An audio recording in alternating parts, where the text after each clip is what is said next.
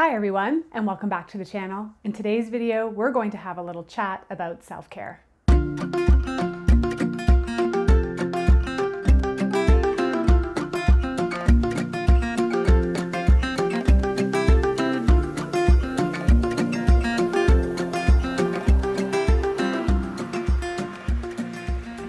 So self-care seems to be the new buzzword these days, and I really wanted to dive into this topic to explain what self-care is and what it isn't, and what it may look like in your life, and of course, why it is of great importance.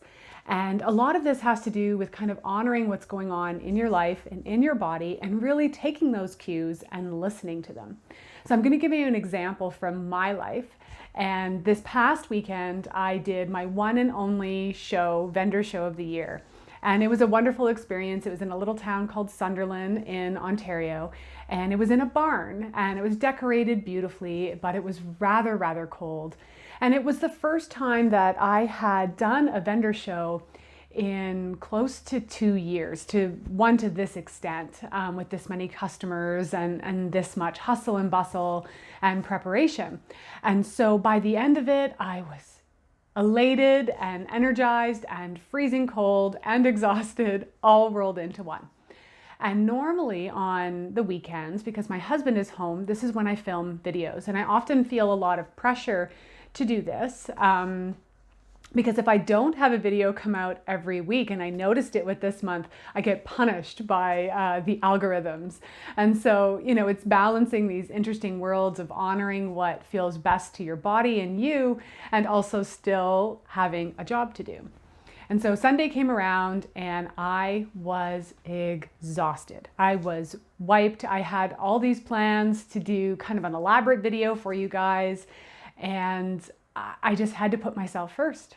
And I had to say, okay, what is it that I need today? And that's a fairly new occurrence in my life, being able to honor what's happening in my life, in my body, in my mind, my heart, my soul, and really living authentically in that moment. And so I really felt it was important to show up authentically and, tackle this subject, tackle it on a Tuesday by myself without my cameraman, and discuss the importance of it. So that's what we're going to dive into now. Why do we even care about this fancy buzzword called self-care?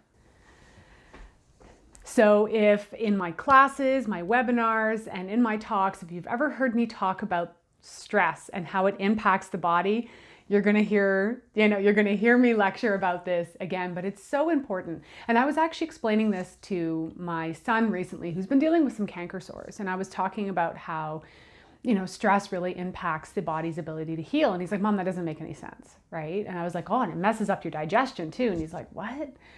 And I said, that's because we have something called a fight or flight mechanism.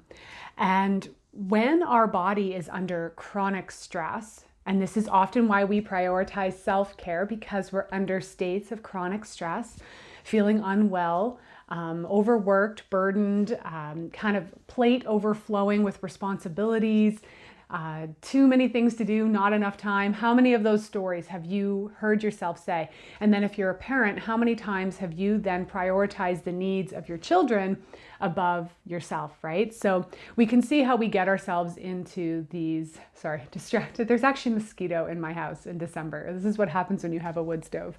Anyway, I digress. This is what happens when you're under chronic stress, is your body goes into something called fight or flight mode. And when we're in this situation, your body actually starts to prioritize many of the major functions and systems that it needs to undergo on a regular basis. It has to say, look, we don't have enough resources to run this, flesh suit to the full extent of what we would like. So we're going to have to kind of shunt energies to areas where it's most important and prioritize. And it's going to be a little shocking to some of you who aren't maybe as familiar with anatomy and physiology and how our nervous system works, to discover that there are particular areas that are not considered priority. So areas such as digestion, areas such as healing and immunity. So let me give you an example. This is the example I gave my son, and he thought it was really funny. You're being chased by a saber-toothed tiger, okay? A make-believe, or maybe we've traveled back in time and we're being chased by a bear or a tiger or a saber-toothed tiger or a dragon or whatever, okay? Our body is going to go into fight or flight, and it's going to start to shunt energy, i.e. blood and resources, to the areas that are most important. So this would be our cardiovascular system, get that heart pumping. It's going to start to shunt energy to our lungs and our respiratory system so we can uptake more oxygen to be able to allow us to run. And then, of course, it's going to send energy to your skeletal and muscular systems so that way you can get your butt moving, right? Areas like digestion, for example. If you're being chased by a bear, your body does not care whether or not you're digesting your lunch. It simply doesn't. This is considered low priority. How many of you have been under chronic stress and your digestion is completely messed? You've had a week of nothing but either constipation or loose stool, or your gut gets upset. How many of you have had a fight with a spouse or a family member and you just feel nauseated the next day? This is a direct reflection to how our body prioritizes energy. It also doesn't prioritize your immune system or healing when you're under chronic stress either, because we need to get away from the bear. Well, here's what's really fascinating about the human body. The human body doesn't know the difference between a life-threatening situation like being chased by a saber-toothed tiger or a bear, or your boss breathing down your neck, or deadlines looming over your shoulder, or having 3 kids and only 1 car and 1 human to get them to wherever they need to go. Or maybe your kid's being bullied at school, or you're fighting with your partner all the time. It doesn't really matter, but your body doesn't know the difference. And so if you're under chronic levels of stress all the time, you're essentially shutting down those secondary systems: digestion, healing, immunity.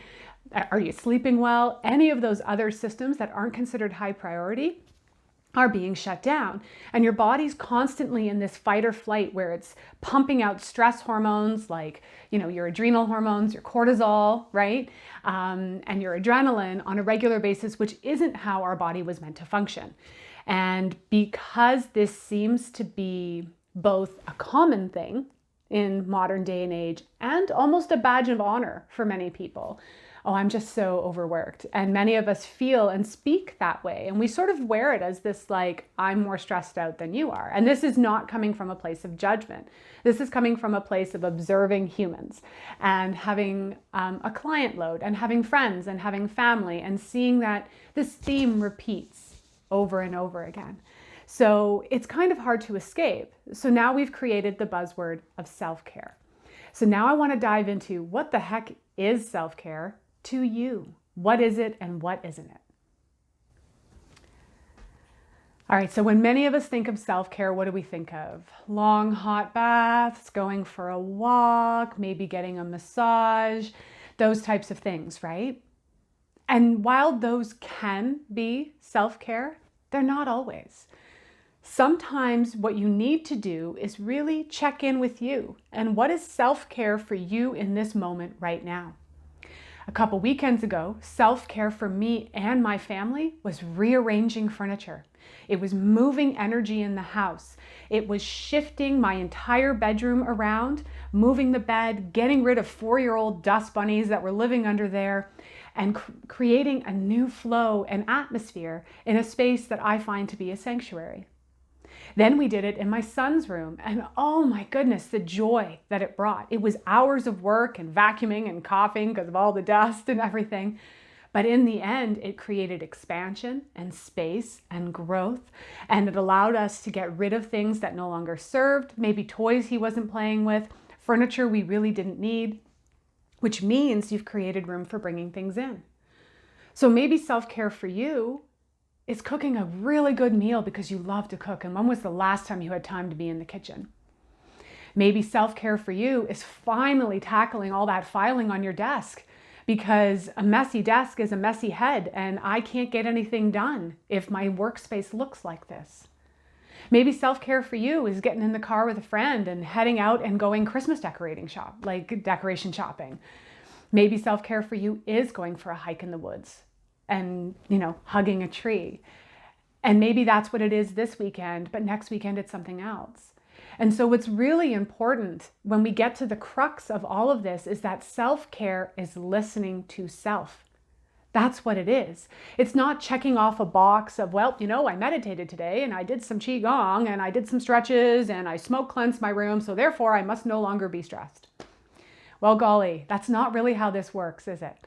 And if we actually check in and take a moment to listen to what our body needs, maybe self-care is just drinking some more water or ditching the coffee and having some tea today, we would really be in a more relaxed, mindful, and present state, which is what we need. Because again, going back to that previous segment, chronic fight or flight mode is where none of us need to be, especially heading into a season where we have low exposure to sunlight, which means we're not producing enough vitamin D, where we have high exposure to things like sugar and treats and alcohol and more sedentary lifestyles. We really don't want to give our body another hit and say, hey, I'm not going to take care of my nervous system and be in a chronic state of stress all the time too.